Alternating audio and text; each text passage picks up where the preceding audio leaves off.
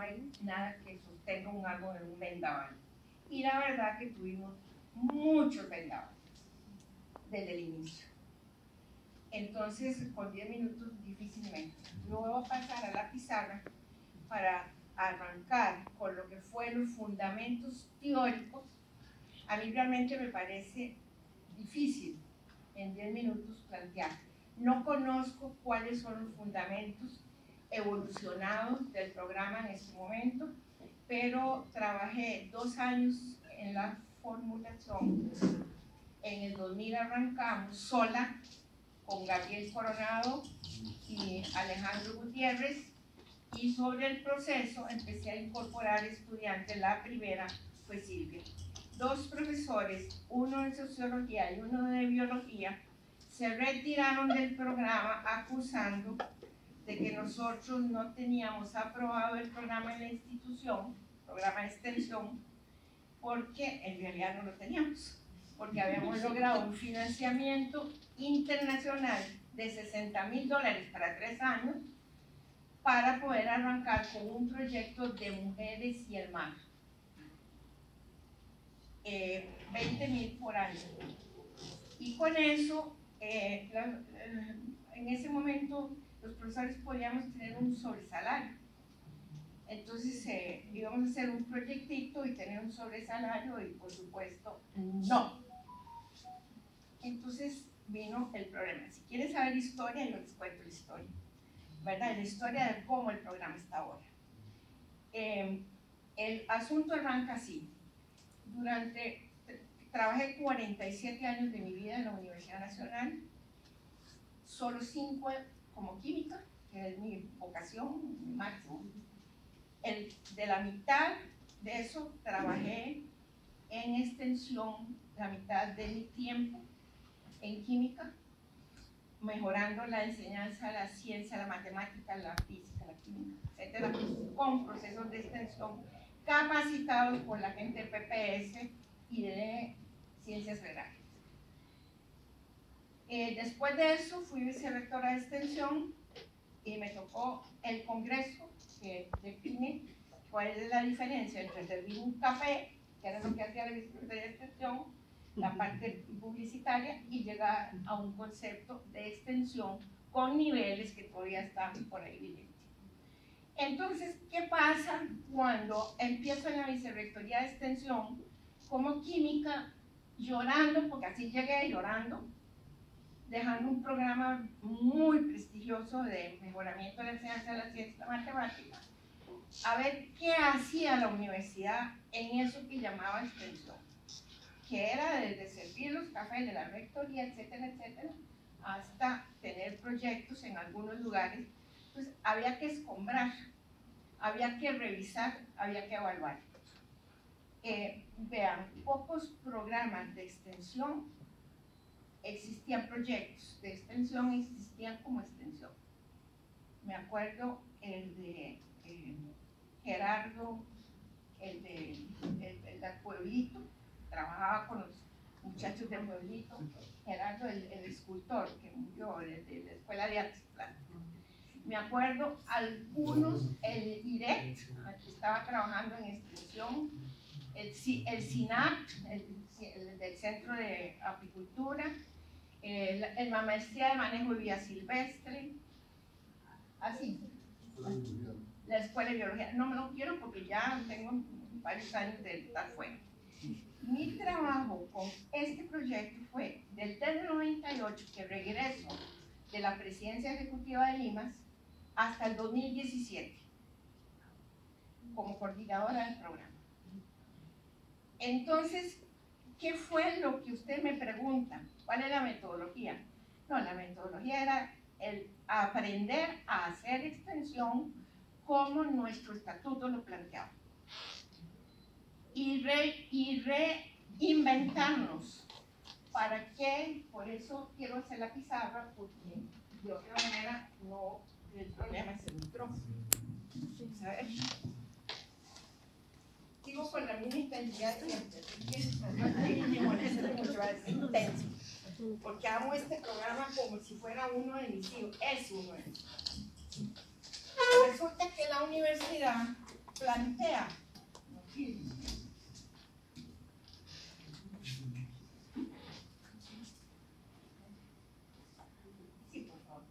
El modelo de la universidad plantea, por supuesto, la docencia, la investigación y la extensión.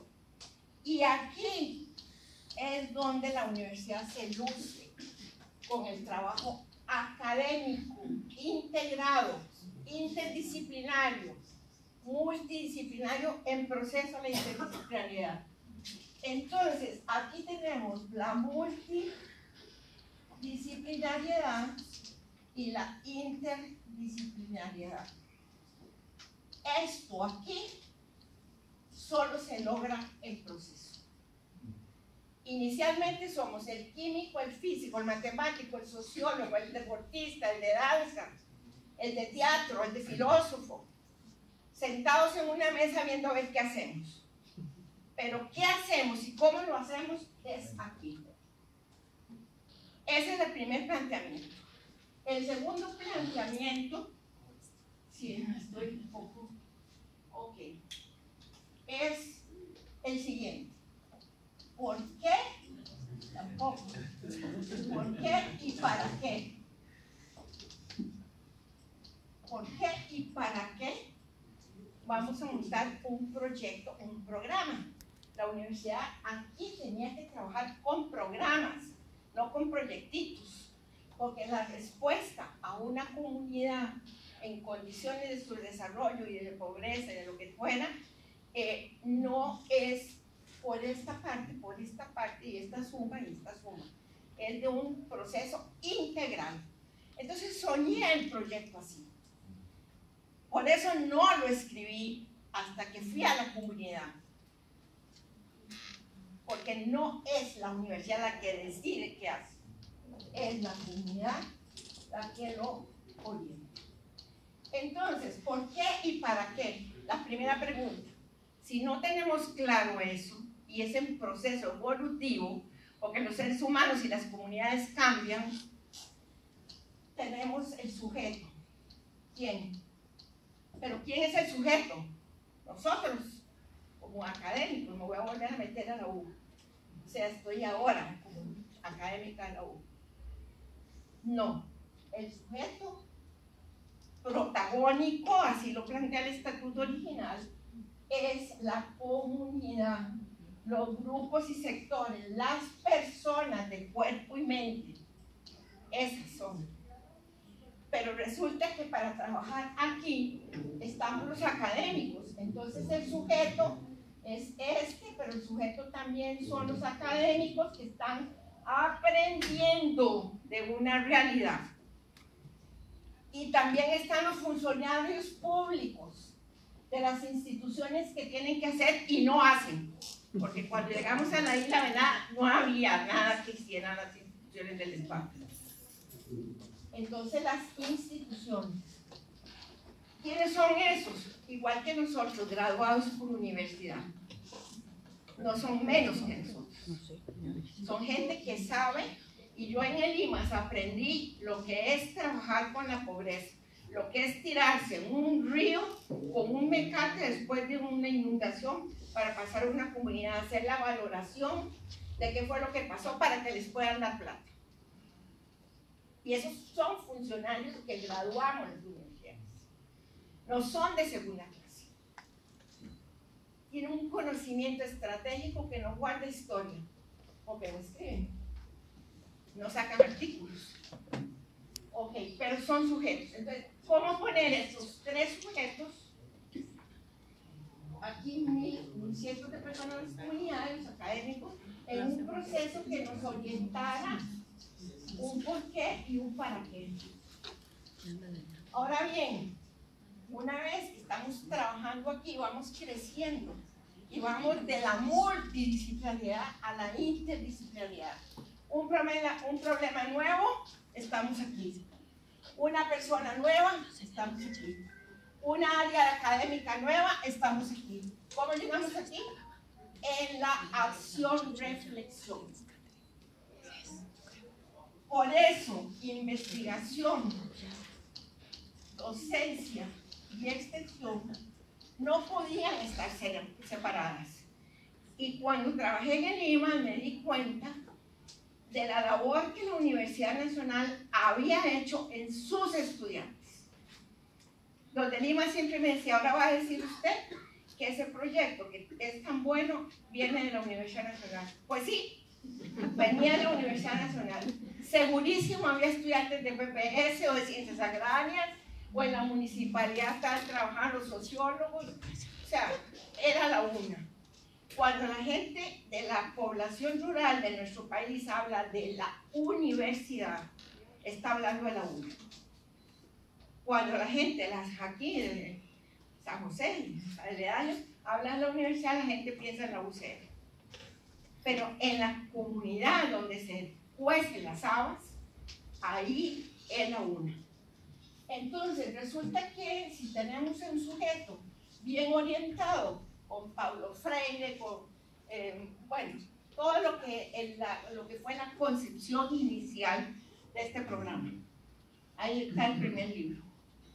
Y después de esto viene, ¿qué vamos a hacer? Pero tiene que ver con esto y tiene que ver con esto. El sujeto lo queremos recibiendo el conocimiento nuestro o en interacción permanente creando nuevo conocimiento a las comunidades. ¿Verdad? Son preguntas que hay que hacerse. En este momento no las hicimos. Ahí está toda la fundamentación, no la voy a repetir. Y después viene, esto es interacción. Si esto cambia y esto cambia, y si esto cambia, esto cambia, y esto cambia. Pero la pregunta de los $50,000 o pesos o colones o euros es ¿cómo? ¿Cómo? Y compañeros, aquí entran valores de orden, de otro orden. Humildad, responsabilidad,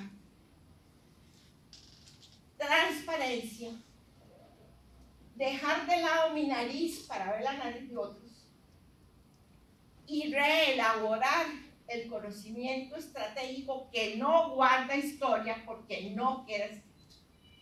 Y cuando no queda escrito, todo lo borran. Este programa yo trabajé 14 años de 25.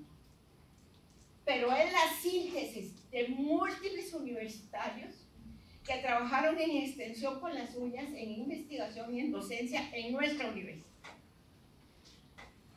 Y es la síntesis de los funcionarios públicos que se incorporaron con alma, vida y corazón en el PIC, que se llamaba Programa de la Isla Venado. Ok, entonces, ¿por qué era necesario eso? Estudiantes, ¿cuál es la capacidad que tiene la Universidad Nacional de llevar a los estudiantes como profesionales en proceso a una acción universitaria? No como compaginadores o como que me vengan a limpiar. No.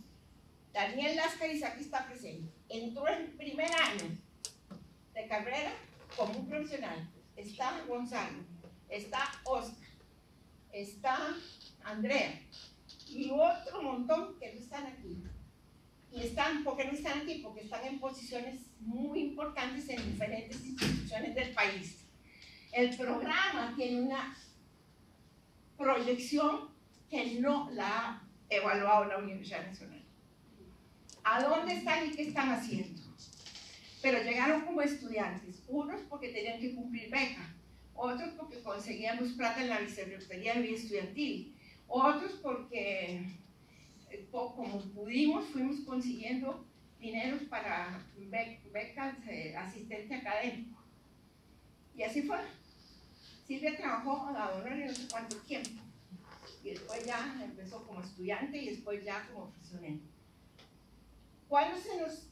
bueno, entonces con la plata, esa de los $60,000, entonces lo que hicimos fue un presupuesto para poder ir a la isla que fue la primera, Isla Venado. ¿Por qué la Isla Venado? Porque como presidenta ejecutiva de Limas, yo conocí ahí cuál era la realidad.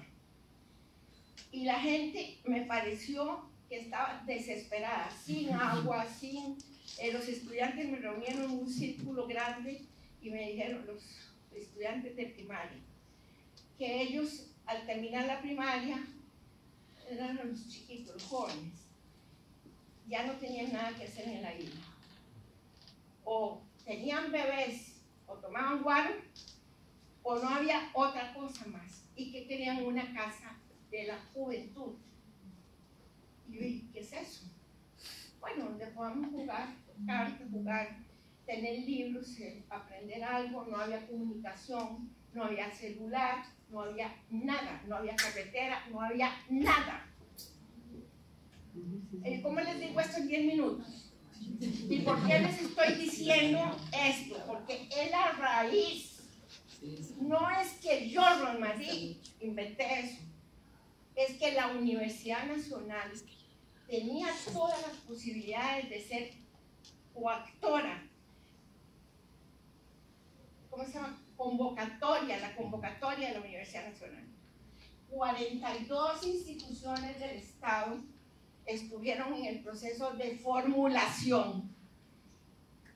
La Escuela de Sociología, la Escuela de Planificación, agradezco enormemente a esa escuela el aporte que nos dieron. Y así, porque no teníamos dinero ni nada.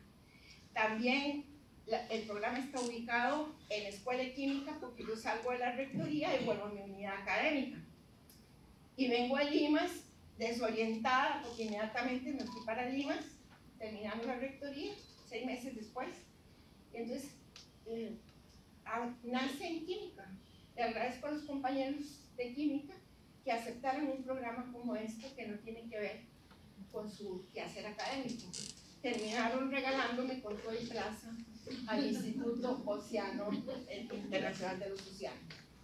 No importa, no me resiento por eso. Estaba en un enclave en química, pero no en física, porque en física estaba el Instituto Internacional del Océano, que tenía que ver con todo lo que estamos planteando aquí. Tenían que estudiar, ellos lo que hacían era capacitar gente en el manejo de los océanos, de los mares, de esto y del otro. Pero cuando nos sentamos y dijimos, el 80% en ese momento de la pobreza de América Latina está en las costas. Y Costa Rica no era una diferencia. ¿Por qué montar un programa de estos en el Instituto Internacional del Océano? Sí, porque es vital, el océano es lo que sigue el mar, y si el mar se afecta absolutamente todo, y las poblaciones que están ahí o lo manejan o no lo manejan, o sobreviven o no sobreviven, las vedas, la pobreza, no educación, no nada. Entonces, compañeros universitarios, se construye cuando uno pone su pensamiento en el modelo de la Universidad Nacional y busca cómo hacerlo. No sé cuántos estudiantes profesionales ya han pasado por el programa. En mi época, más de 100.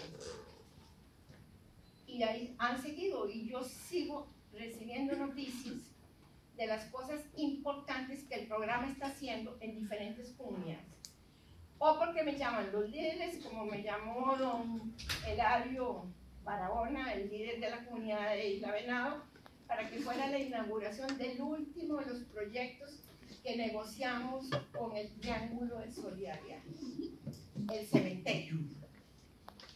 Y estaba fuera en sí de la felicidad. Lo que pasa es que me llama el lunes y la inauguración es el viernes, imposible.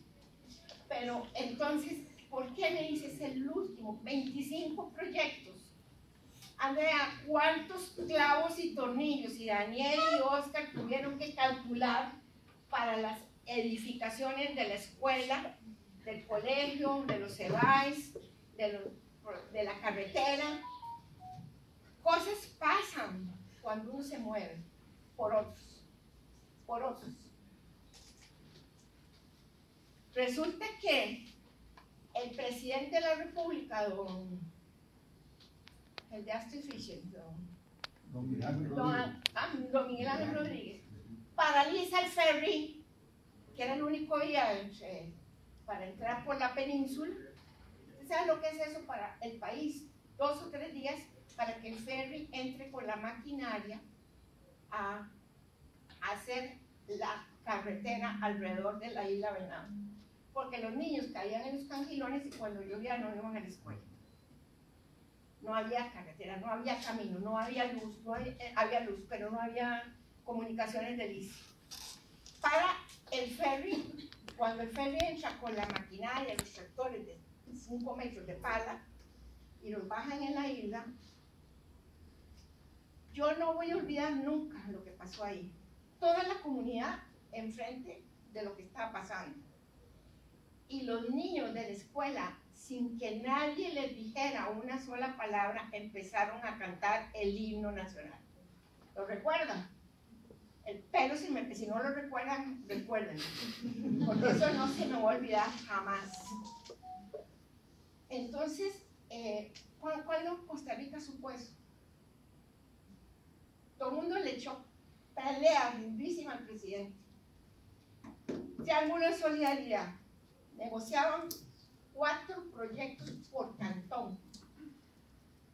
Hablamos con Astrid Fisher, hagamos una experiencia total en un lugar X, en la isla Venado. Yo entiendo que no entendieran eso, pero mi corazón me dice, eso era lo que había que hacer. ¿Por qué?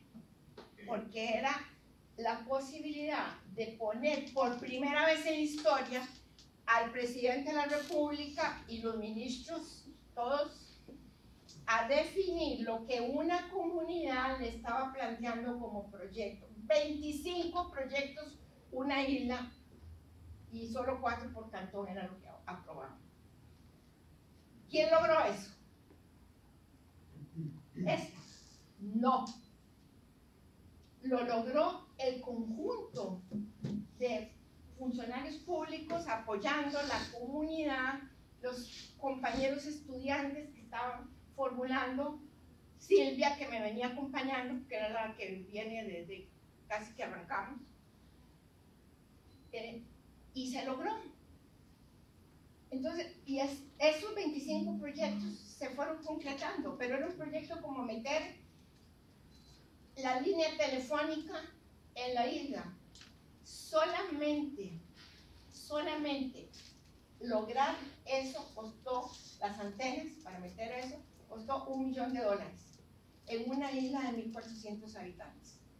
Solo un país loco como Costa Rica, como era mi país democrático y abierto, lo puede lograr. Pero, ¿quién lo impulsó? Esto.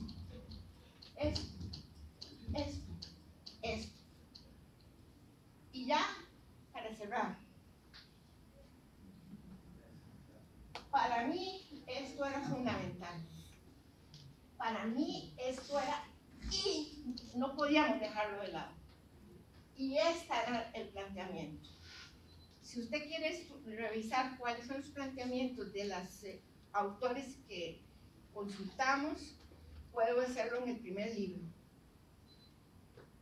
Nunca voy a dejar de decir que el triángulo de solidaridad solo vale por lo que hizo como modelo en la isla Venado. Después se replicó en Cabuya, no pudimos, hubo que traer un antropólogo porque era otra condición. Después se replicó en la isla Caballo, que tiene la mejor secundaria, y la inicial secundaria era un árbol frondoso.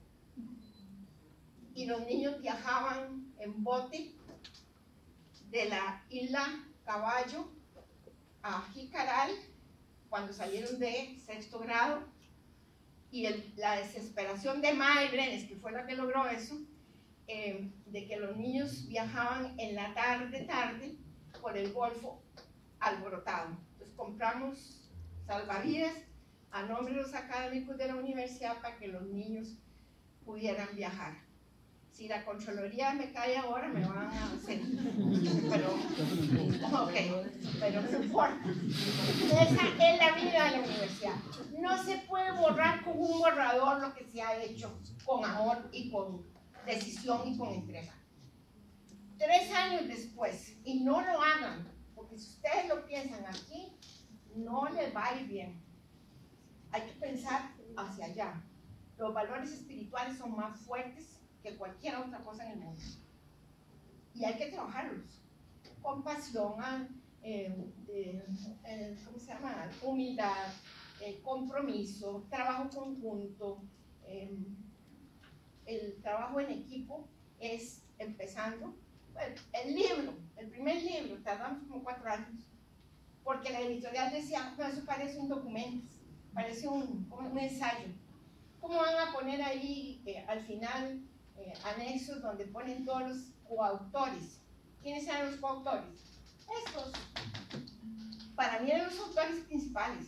No sabían escribir, ¿verdad? El artículo o el libro, pero ellos fueron los que construían. Entonces, disculpen la intensidad, pero tengo 81 años, 47 años de trabajar con las comunidades más pobres siempre. En el Liceo Costa Rica, en la Universidad Nacional, que trabaja con las comunidades pobres, y en el Instituto Mixto de Ayuda Social. Sí se puede, si vemos más allá de la nariz. Y para hacer un trabajo interdisciplinario hay que ceder. Si uno no cede y no aprende, mejor no se meta. Mejor siga haciendo investigación del agujero negro. Entonces, esto, compañeros, estudiantes profesionalizantes. Los estudiantes son profesionales en proceso. Y por eso el programa tenía una cantidad de gente que quería trabajar de gratis. El peor error, y se lo dije al rector que lo quitó, es haber quitado el trabajo para los becados, que tenían que devolver. Ese era el título y el bollo de la experiencia que esos muchachos llevaban afuera. Si yo hubiera sido un padre rico, y tengo a mi hijo y si usted no puede tener acceso a pagar beca porque no tiene beca, pongo un recurso de amparo. Porque les quitaron el alma del trabajo de la Universidad Nacional. ¿Me entienden? Es como que, es decir, ¿cuántos de ustedes pagaron beca trabajando? Ajá. Entonces, para mí, ese es el sujeto más importante. Bueno, eso es como lo que quería decirles. Por favor, quiero hacer una felicitación y un agradecimiento muy grande al IDESO. Porque cuando yo salí en 2017, estábamos en la situación que la Facultad de Exactas y Naturales ya no quería el programa. Lo tenían porque yo estaba ahí, porque era de ahí. Aquí hay alguien de la facultad, el rector es de la facultad. Ahora que oiga bien eso. No querían, porque así es. Entonces quedaba Silvia en la coordinación. Entonces hubo ahí, y una que si sociología, que si PPS, que si el otro, que si no sé qué.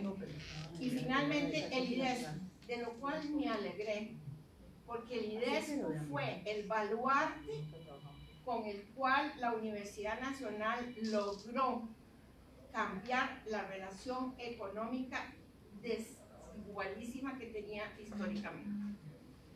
Y que don Rafael Ángel acabara despidiendo a Telmo Vargas. Así que muchas gracias.